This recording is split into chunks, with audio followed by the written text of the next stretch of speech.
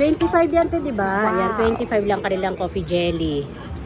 Yan, di ba? Ang daming bumibili. Mga merienda nilang patok sa bayan. Yan. Very affordable kasi ang halo-halo nila 50 pesos. Ayan si nanay. Saksi, di ba, nay? Mura lang, masarap pa. Matagal na po kayong suki dito, nay? Ayan. Yan ang binibilhan kasi lagi namin dito. Ayan. Di ba? Ang sasarap.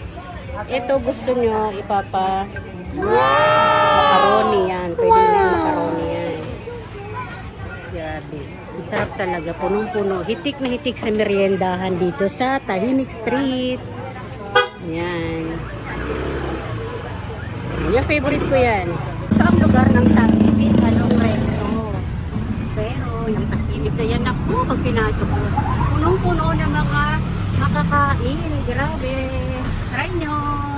Ang daming paninda dito. Tara, puntahan natin. Isa sa mga nagtitinda ng ulam. Ang dami rin dito. Tahimik pero napakagulo. Ibig sabihin napakagulo dahil napakaraming paninda dito. Titik sa paninda ang Tahimik Street.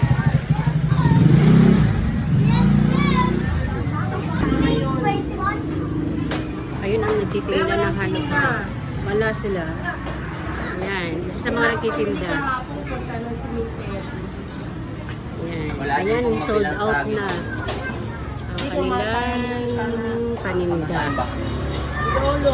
Ito pa ang kilalang bilihan din dito ng merienda sa Tahimik. Grabe rin ang pila lagi rito. Ayan. Masarap ang kanilang palabo. Ayan. Kaya kung kayo'y maliligaw dito sa Tahimik, yan, bili lang. Yan, may halo-halo din sila. Magkano halo-halo mo, te? 60 pala yung halo-halo nila dito. Ayan. Best seller nila. Dati may hotcake din sila rito tinitinda. 60 ang kanilang halo-halo. Ayun, may mga silugin sila. Ayan, ah.